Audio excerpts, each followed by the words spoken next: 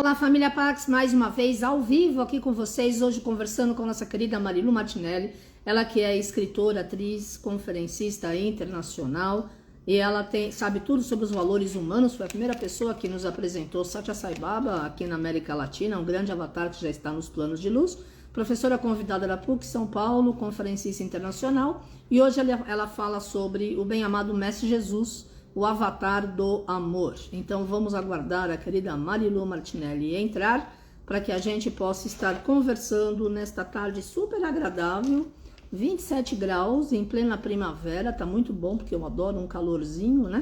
E daí ficamos assim. Pois é, a Pax vai estar aberta nesse sábado, dia 21, esperamos vocês das 11 da manhã às 5 da tarde. Semana que vem já é Natal, mas eu vou continuar aqui com vocês, se Deus quiser, às 15 e às 17 horas, para que a gente possa sustentar essa egrégora da espiritualidade, da oração, da força, da luz e, acima de tudo, dessa amizade, desse laço que foi crescendo aí ao longo dessa pandemia e também ao longo desses 43 anos de história da Pax, né? Então eu quero agradecer a todos vocês que têm nos acompanhado e a vocês que estão chegando agora, super bem-vindos à família Pax. E vamos só aguardar a querida Marilu entrar, que eu não a vi ainda, por algum motivo ela não está aqui. Geralmente ela está bem na hora. Na última semana não tinha sinal de internet, então hoje ela vai falar exatamente o tema da semana passada. Obrigada, Silvio, para você também uma abençoada live. Assim que a querida Marilu Martinelli entrar, né? Vamos aguardar e daí fica tudo certo no universo. Pois é. Enquanto isso, é Natal. Já estamos nos preparativos para o nosso renascimento, com muita força, com muita determinação e com muita consciência, né, família Pax? Porque é tudo que a gente está precisando agora, nesse momento tão importante de mudanças, escolhas, e tantas coisas aconteceram ao mesmo tempo no planeta, né? São tantas as energias diferentes, são tantas as irradiações que retornam, então a gente tem que estar realmente cada vez mais com a mente expandida e tentar entender, ou pelo menos tentar se informar de tudo que está acontecendo, né?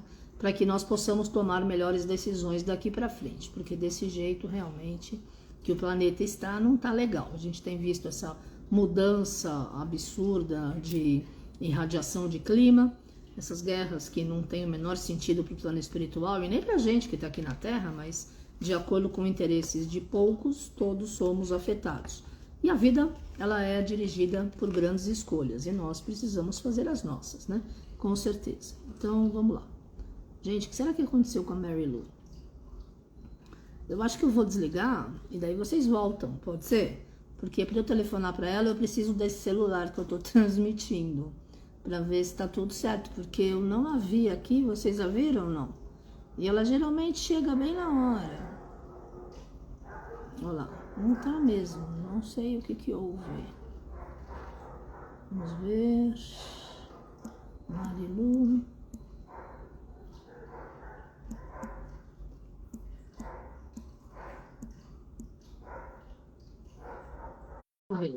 Muito bom.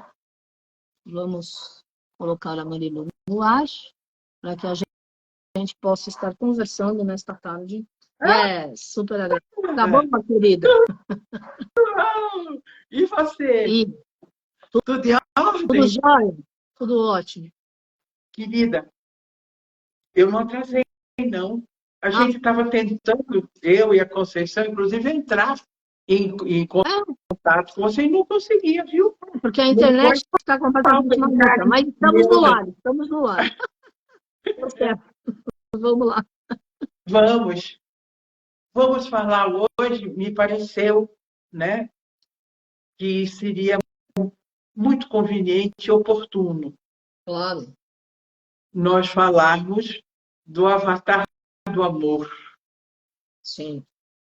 De Jesus, ou seja, Yusuf ibn, não Yoshua ibn Yusuf, ou seja, Jesus, filho de José, filho da carne de José.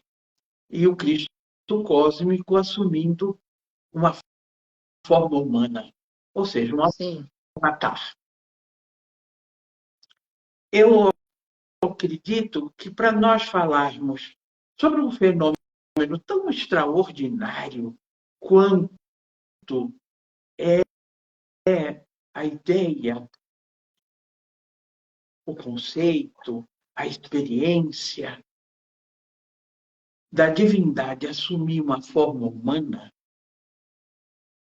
Isso é um desafio enorme para a nossa mente relativa. Sim.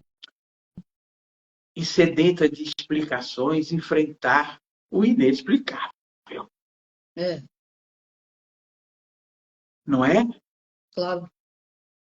Portanto, quando você fala de um avatar, você fala com muito da sua subjetividade, ou seja, daquilo que o seu coração consegue captar e comungar com aquela Sim, experiência, não é?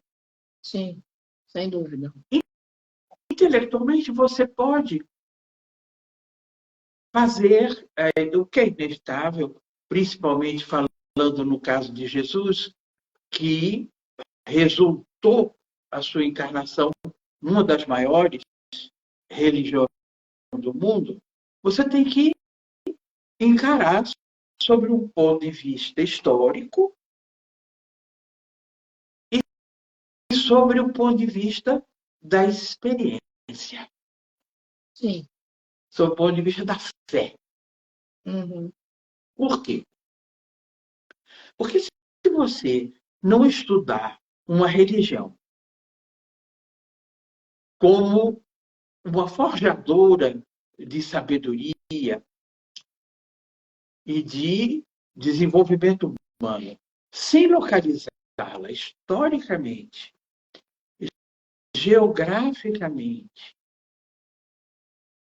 sob o ponto de vista simbólico, Uhum.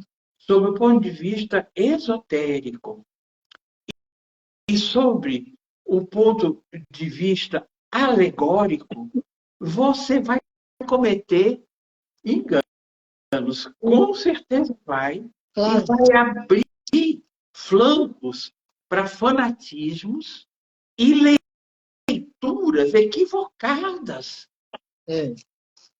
das escrituras sagradas, não importa de que religião seja. Isso é um perigo. Então, nós vamos, nesse curto espaço de tempo que a gente tem, enfocar o avatar Jesus sob o ponto de vista histórico, já que o cristianismo, que não foi ele quem criou, diga-se de passagem, porque jamais um avatar, não importa onde ele tenha vindo, tenha criado uma religião. Não existe isso. Sim.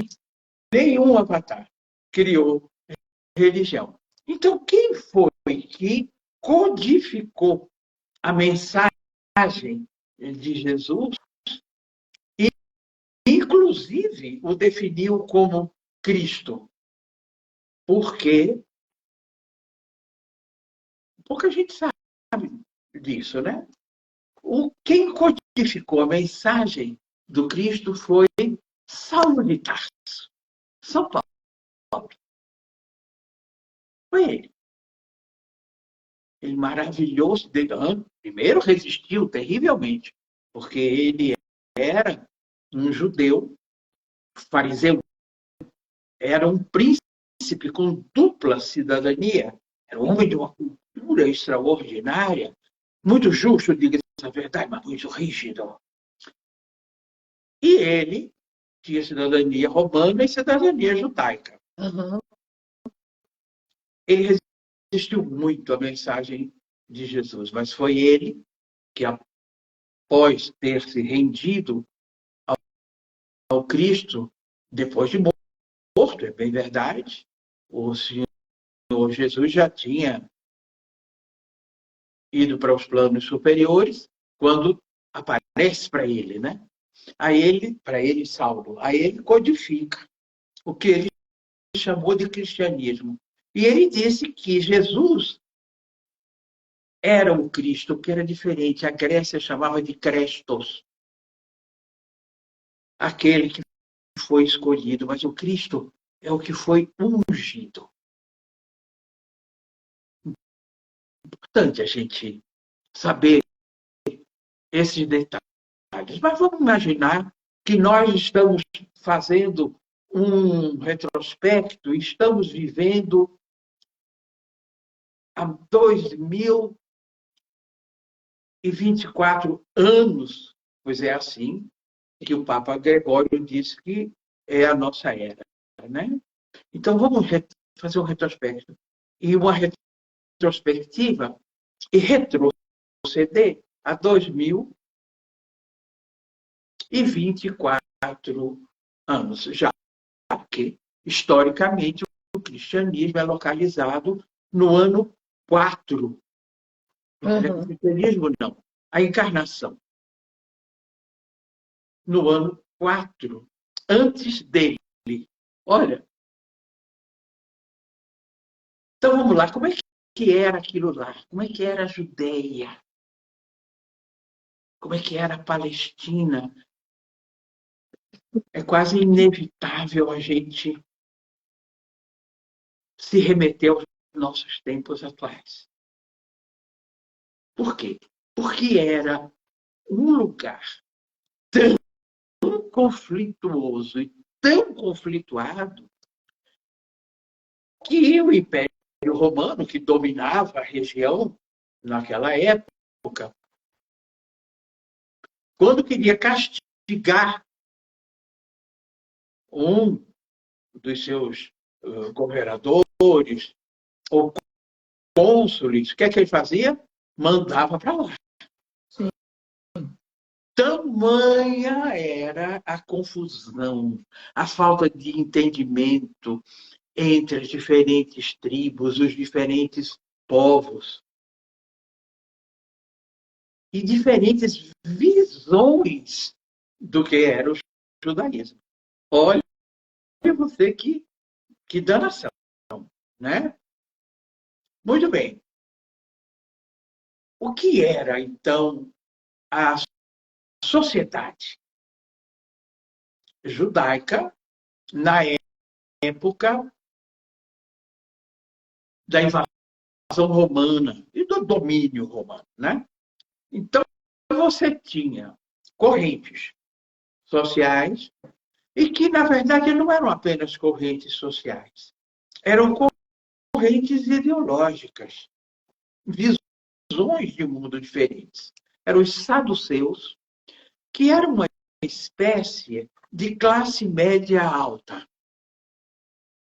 Os saduceus obedeciam aos preceitos judaicos, tudo direitinho, obedeciam à abstinência de trabalhar no sábado e tudo mais. Faziam o Shabat, tudo direitinho. Mas compactuavam com, com a dominação romana. E Sim. por quê?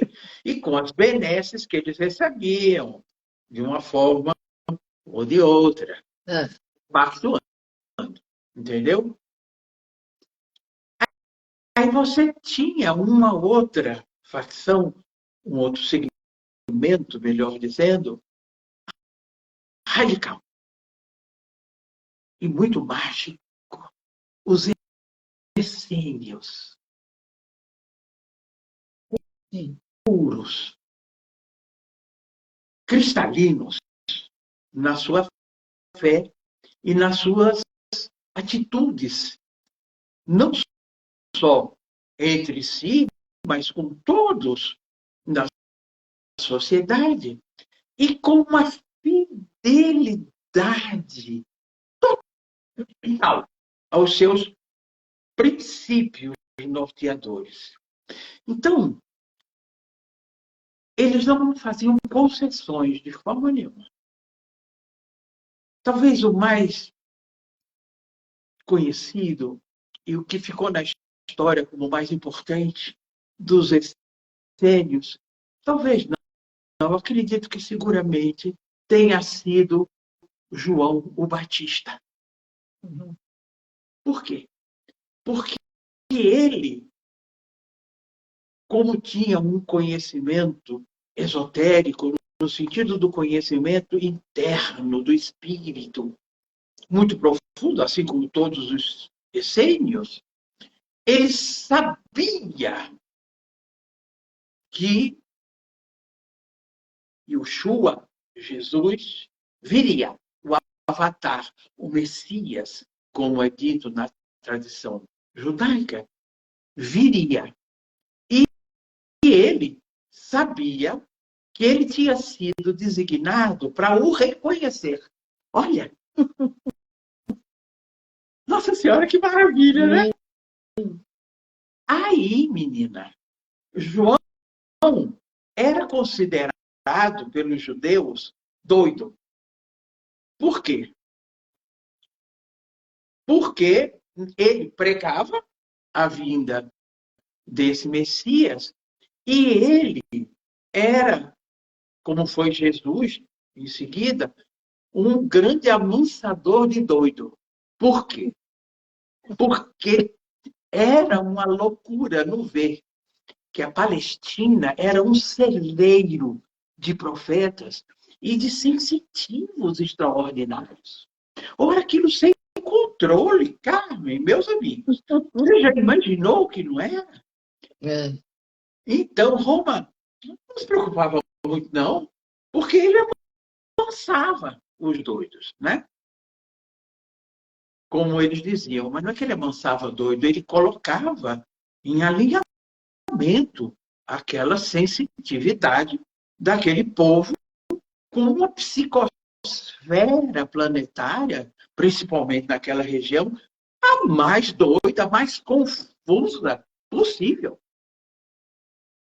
Os essênios foram tão importantes, e os essênios, como não compactuavam, não faziam conchavo nem coisa nenhuma, e acreditavam que o mundo material só cresceria através do crescimento espiritual Sim. de cada pessoa. Olha, mas a gente está falando de um tempo bastante atrás e a gente continua dizendo. É. E eles, então, fugiram para o deserto. E como eles conheciam profundamente os elixires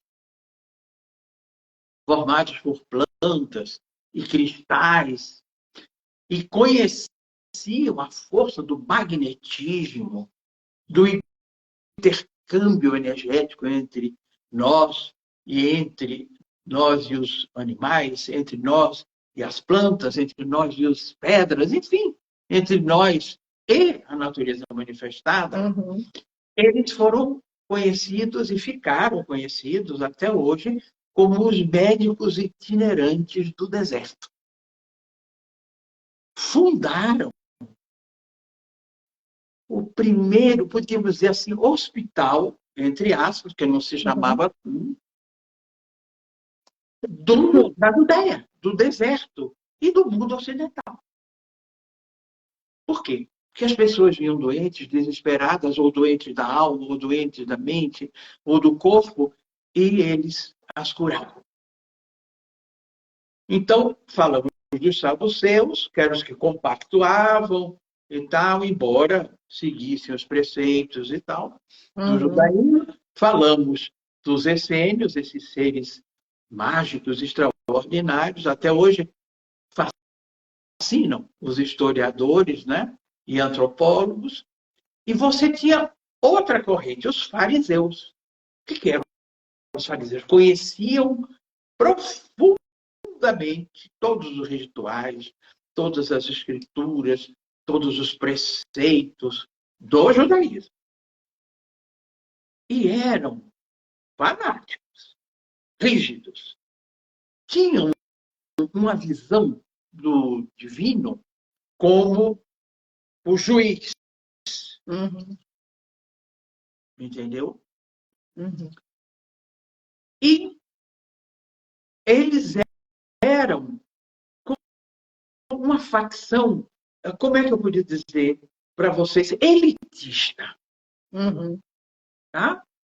E tinha uma outra, eram os zelotes, que acreditavam na luta armada. Você quer coisa mais moderna do que tudo isso que a gente está falando aqui? Hein, Pois Carmen? Meu é, há 2000 anos, né? amiga, 2024, né? 25. Tá aí, Pois é. amiga. Meus amigos, prestem atenção. Olha, o que queriam os zelotes? Dentre eles, um príncipe ficou famosíssimo e teve o seu histórico distorcido, Judas Iscariotes, que a distorção dos fatos fez dele um traidor. Quando você lê os evangelhos escritos, inclusive por ele, você vai ver que ele foi um servidor até nessa obediência máxima, quando Cristo Jesus diz a ele: vou te pedir o que não se pede. Eu vou te pedir que me traias. Está no Evangelho de Judas. Então, não é uma prova de amor, de rendição. Sim. Não é? Tanto que ele não aguentou o peso e se enforcou. Aí distorcem, né? Dizem que foi porque ele se arrependeu da traição e tal. Ele não conseguiu aguentar. Ele obedeceu, porque esse era o desígnio do avatar de Jesus. Mas ele era humano, ele fraquejou. A resposta dele, quando o Cristo diz isso a ele, eu acho uma coisa maravilhosa. Porque ele não acreditava no Cristo Jesus antes. Ele foi acreditando, vendo os milagres, vendo a transformação que a simples presença dele causava nos outros. E ele começou a perceber que essas transformações estavam acontecendo nele.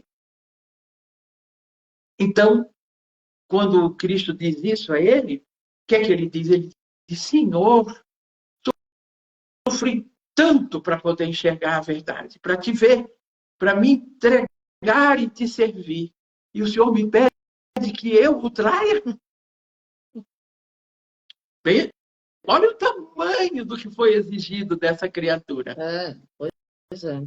E olha como um processo de distorção da verdade, de fanatismo, de superficialidade da visão de uma escritura sagrada pode causar. Até hoje é folclore malhar, destruir o Judas, o boneco, né, que batem e queimam no fim, no sábado de Aleluia.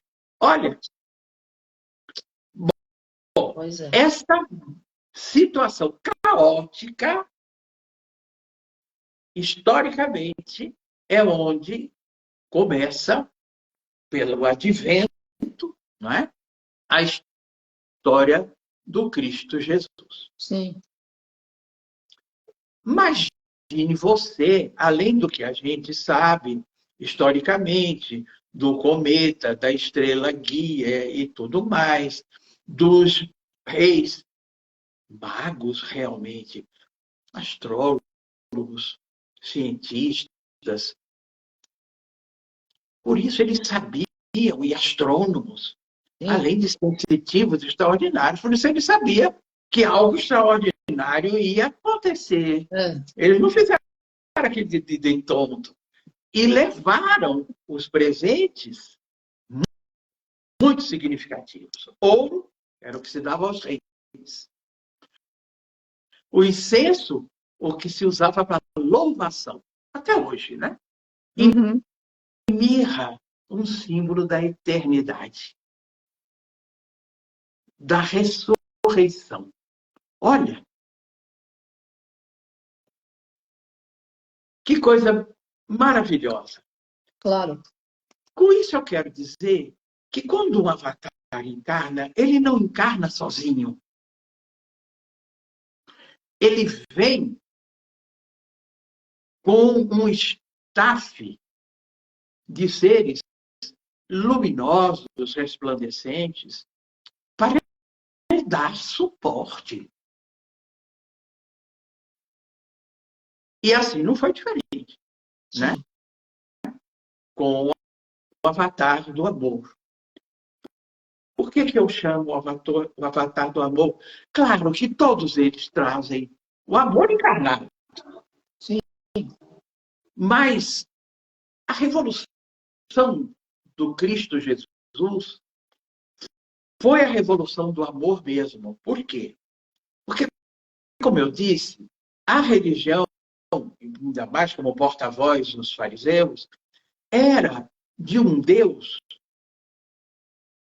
que punia e que presenteava. Sim.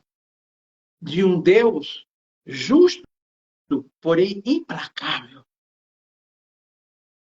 O que traz Jesus depois de ficar os 40 dias no deserto? De ter enfrentado a si mesmo, ao seu ego, enquanto humano, lutando com o divino que ele era. Enfrentando o seu maior inimigo, que é exatamente o nosso maior inimigo. O egoísmo. Se você fizer um levantamento de onde se enraizam todos os males da humanidade, você vai sintetizar no egoísmo, no egocentrismo. Foi de onde parte tudo: o uso inadequado do poder, do dinheiro, do alimento, de tudo. É o egoísmo, o egocentrismo, né? Pois muito bem. O Cristo Jesus traz, nessa época conturbadíssima,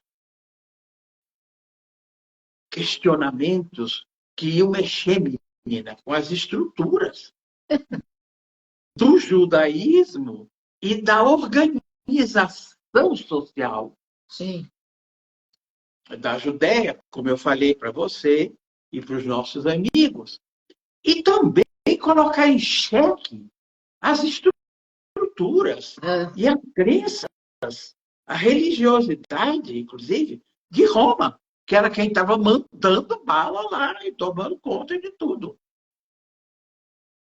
Veja se ele não veio para trazer uma revolução cujo eco permanece até hoje. 2025 anos que o que ele disse não é praticado. Pois é. Tamanha foi a violência da proposta, da mensagem que ele e aqueles que com ele vieram traziam. Pensa um pouco. Ele traz a seguinte revolução: Deus é justo, mas ele é essencialmente amor. Por isso é que criou esse, vamos dizer assim, esse caos aonde supostamente, vamos dizer, entre aspas, tinha se organizado a sociedade judaica. Esse é o Cristo histórico. O Cristo que nasce, cresce, ouvindo seu pai, José e Yosef, daí ele ser Yeshua Ibn Yosef. Ibn quer dizer filho de. Pois bem, esse menino cresce evidentemente ouvindo o que dizia seu pai, sua mãe, que historicamente sabe-se que não eram pobrezinhos, não. É. Se você lê os evangelhos apócrifos, por que apócrifos? Porque foram eliminados no concílio de Nicéia, quando o imperador Constantino Romano resolveu que a religião do cristianismo era a religião do Império Romano, e um grupo de bispos se reuniu para ver o que é que convinha deixar como canônico, ou seja, acolhido pela igreja, e o que eles achavam que era apócrifo, que não era aceito pela igreja. Mas muito bem. Se você ler, você vai ver que José seria o que hoje em dia a gente poderia dizer o empreiteiro. Por quê? Porque era ele quem construía casas, vias, estradas, enfim. Ele era um homem poderoso economicamente. Vinha de uma família poderosíssima. E ela, então, que com 3 anos de idade, os pais, que eram riquíssimos, inclusive, porque grandes criadores de gado, de cabras, carneiros e tudo mais, como era hábito, era um costume judaico, as famílias abastadas, quando a sua filha, mulher, tinha 3 anos de idade, eles a ofereciam ao templo. E Maria foi oferecida, Miriam, com toda a reverência que o meu coração sente por ela, foi oferecida para estudar. Você já imaginou o que essa menina aprendeu? Claro. Ao que essa menina teve acesso? E como era de lei, na primeira menarca, ou seja, na primeira menstruação, ela saía do templo para casar.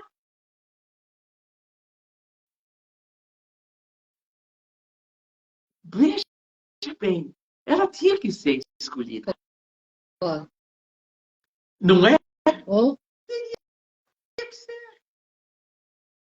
Embora a literatura cristã goste de mostrar ela como uma menina bobinha era tudo que ela não era. Absolutamente tudo. Era um espírito de elevadíssimo escola, de elevadíssima categoria, assim como José, que hoje a Fraternidade Branca nos ensina que foi a encarnação de Saint-Germain. É. Então, imagina você se poderia ser alguém que não fosse desse nível de luminosidade e elevação de consciência para compreender o mistério do advento. Claro. Então, esse Jesus histórico, que fala, inclusive, aos doutores, que dá aula àquelas pessoas que achavam que eram as donas da verdade, que só elas sabiam das coisas. É.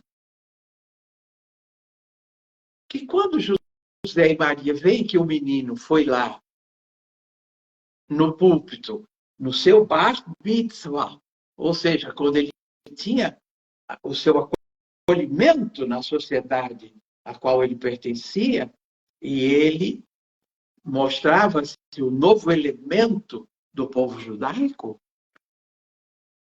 eles tiveram a confirmação de quem ele era. Vamos imaginar o que aconteceu conforme esse menino ia crescendo. Com certeza, ele deveria ter contatos com sua hierarquia, hierarquia divina. Por isso ele foi para os 40 dias. Desculpa, é que eu peguei o resfriado, menina, estou varando. Ele tinha que dar para nós o exemplo de que é na profundidade da sua interioridade, que é um ato de profunda coragem, o autoquestionamento. Ele tinha que nos dizer que isso é feito num processo muito solitário. Que não adianta eu me pautar pela sua experiência com o divino. Não, eu tenho que ter a minha. Claro. Claro. Porque eu não posso me pautar pelo que me contaram. Claro. Eu tenho que me abrir para viver isso que eu busco tanto. Não é? Sim. Que foi exatamente isso que ele fez. Nos 40 dias de deserto, quando ele volta, e já volta pregando. Mas por quê? Porque ele viveu. Aí é que a gente tem um momento mágico, incrível, né? Que é o encontro dele com João, o Batista. Eu penso, Carmen, meus amigos, não sei vocês, mas eu penso e eu quase sinto isso como uma realidade, como plano maior vai tecendo uma trama de uma beleza extraordinária em nossas vidas. E o Avatar é um raio divino encarnado. Então, ele não fica como uma exceção.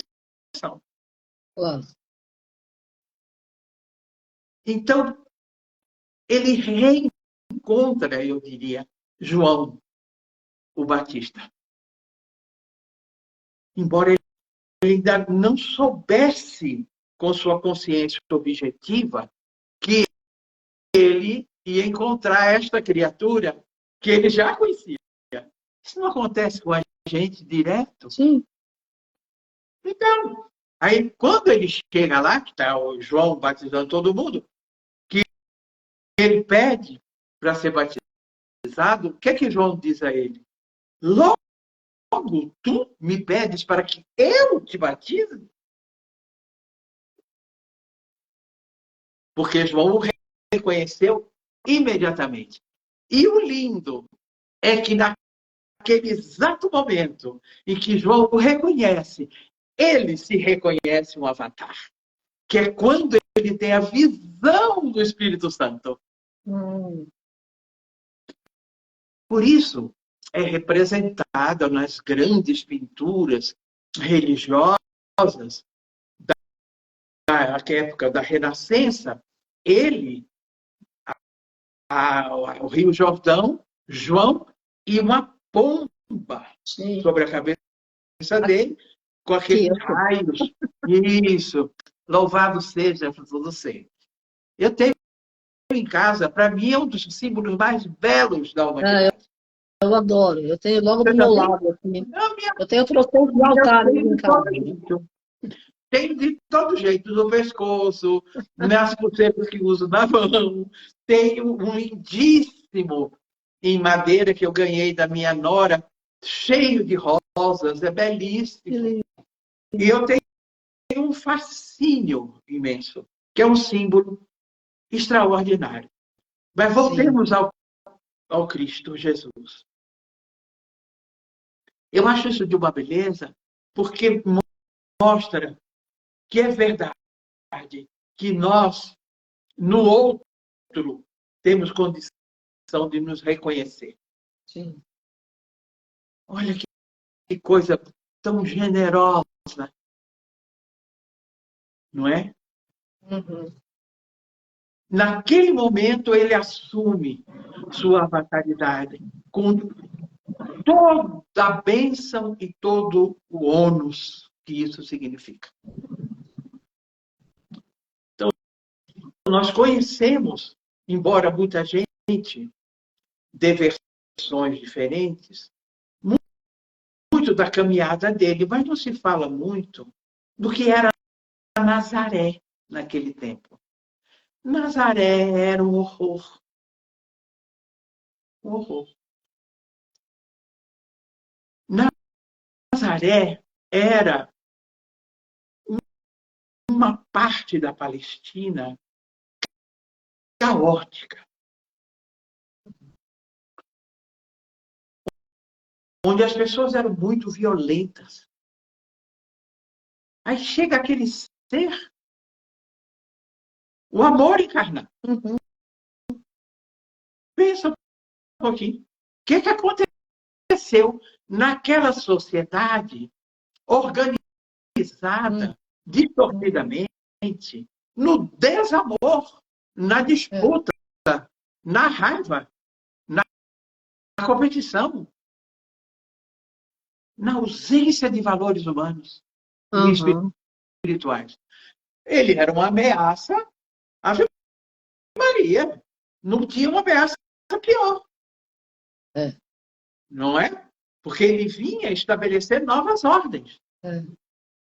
Tanto é que a única região da Palestina que não o reconhece como avatar e que o expulsa é Nazaré. Vão fazendo as conexões com o que a gente está vivendo.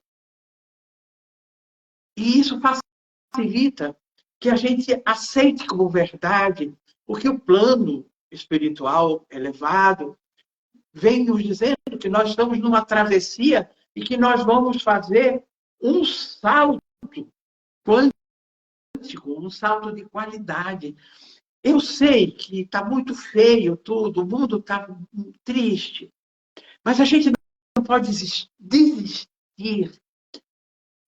de confiar, de acreditar que a pureza da alma, que os valores humanos, que a estética e a ética a serviço do bem têm poderes transformadores muito poderosos. Não podemos.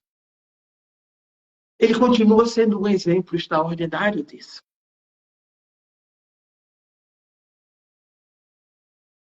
Nunca foi contaminado pelo poder. E por quê?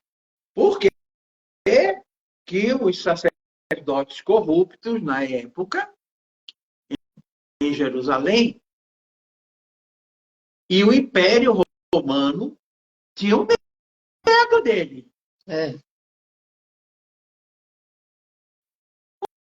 Ora, a mansitude em pessoa, embora de uma fortaleza de caráter e de atitudes inigualáveis. Por que assustavam tanto? Exatamente por isso. Aquele ser manso, doce, compassivo e pacífico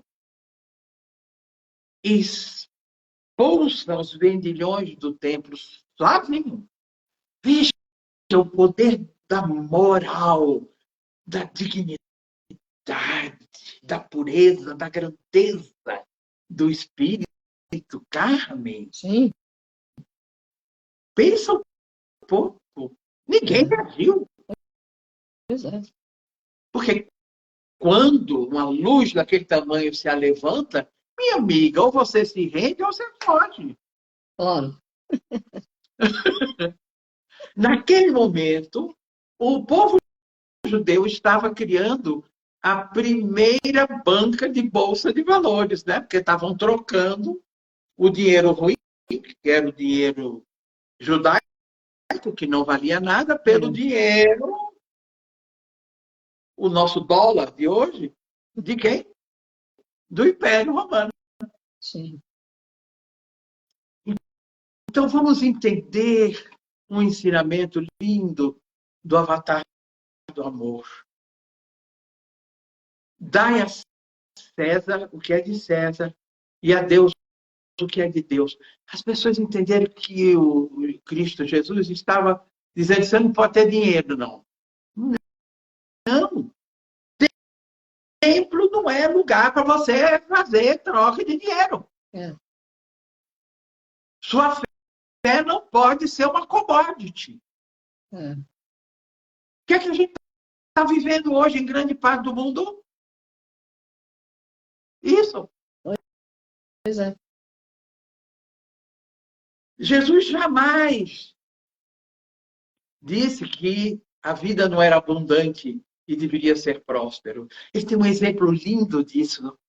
Quando ele está peregrinando e um jovem muito rico, de uma família muito poderosa da região, se aproxima e diz a ele: eu quero conhecer a verdade, eu quero te seguir, mestre. Aí ele diz: então larga tudo e vem comigo. Bom, aí já fazem uma distorção, porque o que é que o mestre disse com isso? Desapega-te ao que você crê, aos seus hábitos, a convicções distorcidas e vem descobrir a verdade. Sim. Então, o rapaz não conseguiu, teve medo e não seguiu o Cristo Jesus. Qual é o ensinamento profundo que o Cristo nos dá sobre desapego, sobre não ter medo do desconhecido, sobre ter coragem, ou seja, cor agir, cordis, coração, agir com o coração, não é ser abestalhado, bobo, é ingênuo, não, é agir com a morada da alma, com o coração, com a inteligência do coração, que é a inteligência mais poderosa que tem. Então, o entrave para que nós possamos encontrar a verdade com V maiúsculo e dialogarmos com o Deus interno, qual é a dificuldade? Não é você ser próspero, é você ser avaro, é você ser apegado ao dinheiro. É a avareza, não apegado só ao dinheiro, apegado ao que você acha que o dinheiro pode lhe dar, tipo poder sobre os outros. É você aprender que o grande poder é estar em consonância, em alinhamento com quem você realmente é. Eu estou aproveitando essa oportunidade da gente estar falando sobre o Cristo Jesus, o avatar do amor. Você sabe que eu sou uma estudiosa profunda das religiões. Não sei nada, porque quanto mais você estuda, menos você sabe, né? Ainda bem que eu sei que não sei. Imagina, você sabe muito e a Então, gente fica muito diante do que é, sei nada, cara. A gente sabe não. E eu digo graças a Deus, porque significa que eu tenho condições de aprender. Porque você vai encontrar muito tolo dizendo que sabe tudo, mas você vai encontrar sábios que sabem que não sabem nada. Por quê? Porque senão você pensa que você não tem que aprender mais nada, não, você já sabe tudo. Olha que tolice absurda. Como se tudo tivesse, sabe, pronto, parado, como se a vida não fosse todo dia uma coisa diferente, um aprendizado diferente, que você tem que descontaminar seu olhar para poder ver o que aparentemente é rotineiro não ser. Não é? Mas por que eu estou dizendo isso? Porque, infelizmente, as manipulações históricas, as interpretações convenientes,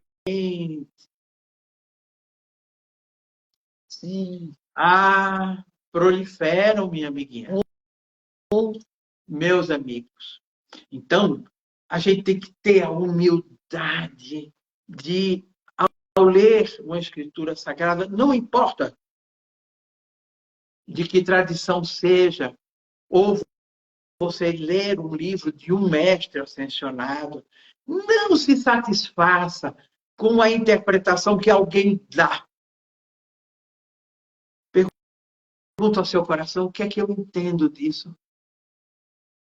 O que é que eu sinto que esse ensinamento está fazendo para mim? Deixe que ele faça parte de você. Que ele atue como um revolucionário mesmo. Dentro das nossas convicções. Por quê? Porque você não pode negar que muito daquilo que você pensa, acredita e tem padrão como crença foi formatado pelo lugar onde você nasceu, pela sociedade que você faz parte, pelo seu pai, sua mãe, pela sua família, pelos seus amigos, não é? Pelo momento civilizatório. Então, o que nos cabe fazer? Tudo bem, isso tudo me ensinou um monte de coisa, mas eu tenho muito mais ainda o que aprender, não é? Pedro disse, eu digo Pedro, não é porque eu seja íntima dele, não.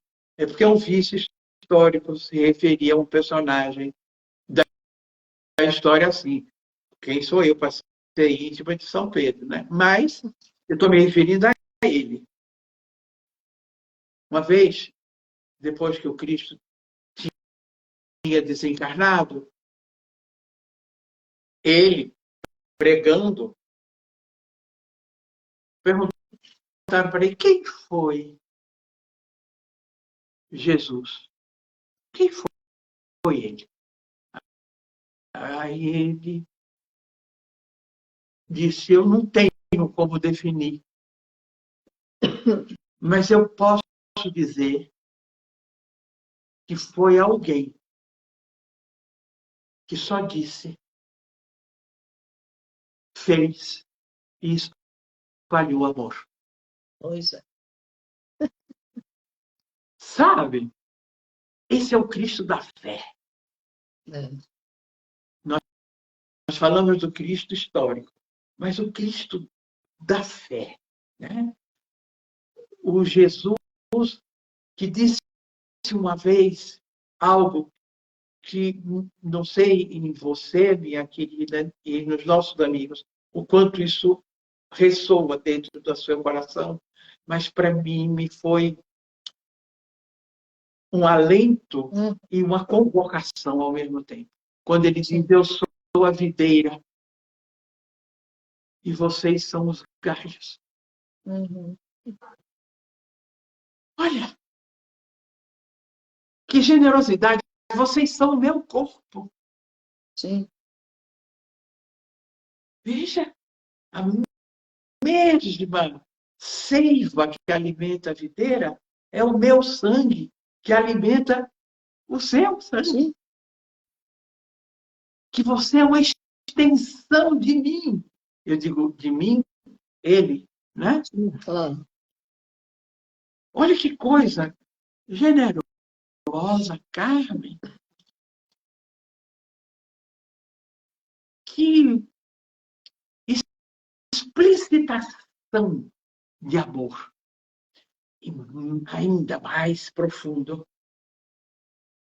Eu estou em forma humana. E sou uma expressão do divino. Você também. Pois é. Olha que convocação. Maravilhoso. 5 minutos.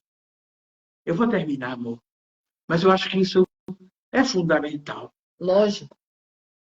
Porque se você quer louvar, agradecer, honrar, está vivendo nesse momento e homenagear com suas ações, suas palavras, sua busca de se tornar cada vez um ser humano melhor, mais digno da sua herança divina, na pessoa de um avatar que é celebrado no mundo inteiro, nessa época. O que é que você precisa saber? Você precisa saber que ele e você são um só. Você vai dizer, Ave Maria, eu com as minhas falhas, com meus enganos, minhas dúvidas. Sim.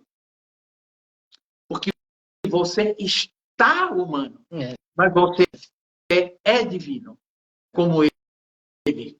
E como todos os demais avatares, que encarnam numa expressão de amor, não apenas incondicional, imensurável. Sim. Para que a gente tenha coragem de colocar nossa mente a serviço do coração, nosso corpo a serviço de nossa essência divina e sermos dignos do nosso sagrado nascimento humano. Eu agradeço muito a você, minha querida, a oportunidade. A todos os nossos amigos que estão nos vendo e que vão nos ver. Eu desejo a todos um Feliz Natal de renascimento. Que o Cristo Jesus renasça. Não apenas na festa do Natal, mas que ele renasça todos os dias, em nosso coração, em todo o seu esplendor. E faça de nós um dos seus apóstolos. Que lindo. Muito obrigada, meu amor. Muito obrigada, meus amores. Um ano novo cheio de esperança, mas a esperança no sentido de esperançar, que nos dê gás, força, fé para agir em nome de transformações benéficas, altruístas, amorosas. Com certeza. Feliz Natal e um 2025, 2 mais 5, 7. Virada de eixo. 5 é o número do homem, é o número do movimento. Entremos nesse movimento renovador em nome de Deus, em nome de todos os avatares. Obrigada, Marilu, querida. Amo muito você. Um Feliz Natal de renascimento para você, para sua família. Que Deus continue nos unindo aqui a serviço da irradiação da espiritualidade. E que 2025, que está depois da manhã, traga também muitas coisas maravilhosas para você e para todos os seus, tá bom? Ó, tem uma pessoa que tinha pedido para você falar do Espírito Santo, então eu quero sugerir que a tua primeira live do próximo ano seja sobre o Espírito Santo, pode ser? Eu vou até anotar para não esquecer. Eu já anotei aqui também, depois eu te escrevo. Bom, mas isso já me garante. Então tá, eu quero mandar um beijo para Terezinha, que entrou aí, Lúcio, que foi voluntária da Pax muitos anos, ela mora fora de São Paulo. Gratidão, querida. Feliz Natal para você também. Marilu, tudo de maravilhoso. Feliz Natal de renascimento. Você também, meu amor. E olha, você sabe que o que pode existir de melhor, em todos os sentidos, material e espiritual, é o que eu desejo para você.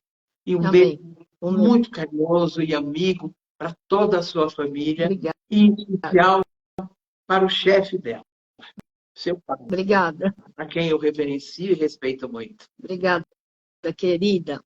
Obrigada mesmo. Beijo. Gratidão. Namastê, família Pax.